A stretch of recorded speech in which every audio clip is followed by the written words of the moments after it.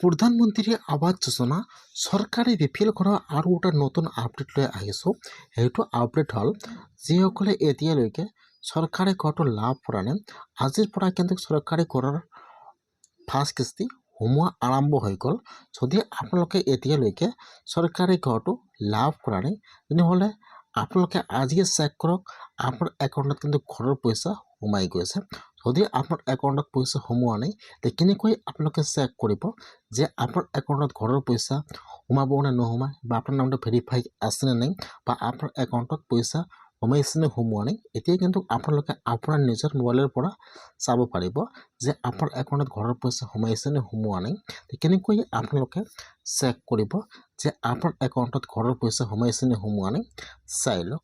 এতিয়া আপোনালোকে ফাৰ্ষ্ট এইটো অপশ্যনত আহি যাব PMAYC.NIC.in। মই কিন্তু আপোনাৰ সুবিধাৰ কাৰণে অপশ্যনৰ লিংকটো মোৰ ডিছক্ৰিপশ্যনত দি দিছোঁ। আপোনালোকে ডাইৰেক্ট ক্লিক কৰি ফাৰ্ষ্ট এইটো অপশ্যনত আহি যাব। কেনেকৈ চেক কৰিব যে আপোনাৰ একাউণ্টত পইচা সোমাইছে নে সোমোৱা নাই, ফাৰ্ষ্ট সেইটো চাই লওক। এতিয়া আপোনালোকে ফাৰ্ষ্ট এইটো অপশ্যনত আহি যাব। ইয়াত চাব 4 নম্বৰত দিয়া আছে ষ্টেক হোল্ডাৰ্ছ। এতিয়া আপোনালোকে ফাৰ্ষ্ট ষ্টেক হোল্ডাৰ্ছৰ ওপৰত ক্লিক কৰিব। এতিয়া এইটো পেজ অপেন হৈ যাব। ইয়াত 1 নম্বৰত দিয়া আছে IAY PMAY বেনিফিচিয়াৰী। এতিয়া আপোনালোকে এইটো অপশ্যনৰ ওপৰত ক্লিক কৰিব। এতিয়া আপোনাৰ ওচৰত এইটো পেজ অপেন হৈ যাব এনেকুৱাকৈ।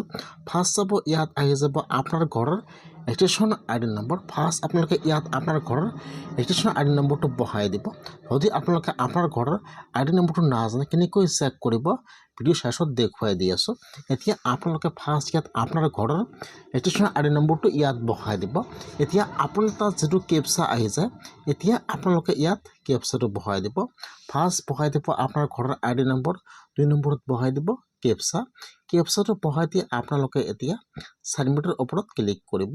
ইয়াত ফাৰ্ষ্ট চাই লওক আপোনাৰ ঘৰৰ ID নম্বৰ আৰু ইয়াত কেপচাটো বহাই দি ছাবমিটত ক্লিক কৰিব। আপোনাৰ ঘৰৰ ID নম্বৰ কেনেকৈ চেক কৰিব দেখুৱাই দি আছোঁ। এতিয়া আপোনালোকে ইয়াত আপোনাৰ ঘৰৰ ID নম্বৰটো বহাই দি কেপচাটো বহাই দি আপোনালোকে এতিয়া ছাবমিটৰ ওপৰত ক্লিক কৰিব। যেতিয়া আপোনালোকে ছাবমিটত ক্লিক কৰিব, এতিয়া ইয়াত ফাৰ্ষ্ট আপোনাৰ ডিটেইলছ আহি যাব, আপোনাৰ ফুল এড্ৰেছটো আহি যাব এনেকুৱাকৈ। এতিয়া আপোনালোকে অলপমান তলত আহি যাব। আপোনালোকে ফাৰ্ষ্ট চাই ল'ব যে এইটো আপোনাৰ নাম হয় নে নহয়, বা এইটো আপোনাৰ ডিটেইলছ হয় নে নহয়। এতিয়া আপোনালোকে অলপমান তলত আহি যাব। ইয়াত আপোনাৰ সকলো প্ৰচেছ শ্ব' কৰিব। আপোনাৰ জব কাৰ্ড নম্বৰ, আপোনাৰ একাউণ্ট নম্বৰ ইয়াত শ্ব' কৰিব। আৰু তলত আহি যাব, ইয়াত চাব এপৰত দিয়া দেখিব, ফাইনেন্সিয়েলি দিয়া দেখিব, আৰু ইয়াত দেখুৱাই দিব এমাউণ্ট যে আপোনাৰ একাউণ্টত ফাৰ্ষ্ট কিস্তি কিন্তু 32,500 টকা সোমাব। ইয়াত এমাউণ্টটো আহি যাব আৰু এই ফলত অৰ্ডাৰ শ্বীট নম্বৰ আহি যাব আৰু এই ফলত অৰ্ডাৰ শ্বীট ডেটটো আহি যাব। ইয়াত চাব ডেটটো আহি যাব। এই ফলত আপোনাৰ এপ্ৰিল নম্বৰ আহি যাব, আপোনাৰ একাউণ্ট নম্বৰ শ্ব' কৰিব আৰু ইয়াত আপোনাৰ ফাৰ্ষ্ট কিস্তি 32,500 টকা সোমাইছে ইয়াত শ্ব' কৰিব এনেকুৱাকৈ। এতিয়া আপোনালোকে এনেকুৱাকৈ চেক কৰক যে আপোনাৰ একাউণ্টত ঘৰৰ পইচা সোমাইছেনে সোমোৱা নাই। এতিয়া যদি আপোনালোকে আপোনাৰ ঘৰৰ ৰেজিষ্ট্ৰেশ্যন ID নম্বৰটো নাজানে, কেনেকৈ আপোনালোকে আপোনাৰ ঘৰৰ ID নম্বৰটো চেক কৰিব চাই লওক। এতিয়া আপোনালোকে এনেকুৱাকৈ ফাৰ্ষ্ট আপোনাৰ বেলেঞ্চটো চেক কৰিব যে আপোনাৰ একাউণ্টত ঘৰৰ পইচা সোমাইছে নে সোমোৱা নাই। এতিয়া আপোনালোকে আৰু এবাৰ হোম পেজত আহি যাব। অহাৰ পিছত ইয়াত চাব 2 নম্বৰত দিয়া আছে আৱাস। এতিয়া আপোনালোকে আৱাসৰ ওপৰত ক্লিক কৰিব। এতিয়া এইটো পেজ অপেন হৈ যাব। তাৰপিছত আপোনালোকে এতিয়া ৰিপৰ্টৰ ওপৰত ক্লিক কৰিব। যেতিয়া আপোনালোকে ৰিপৰ্টৰ ওপৰত ক্লিক কৰিব, এতিয়া আপোনাৰ ওচৰত আৰু এটা নিউ পেজ অপেন হৈ যাব এনেকুৱাকৈ। এতিয়া আপোনালোকে একেবাৰে তলত আহি যাব।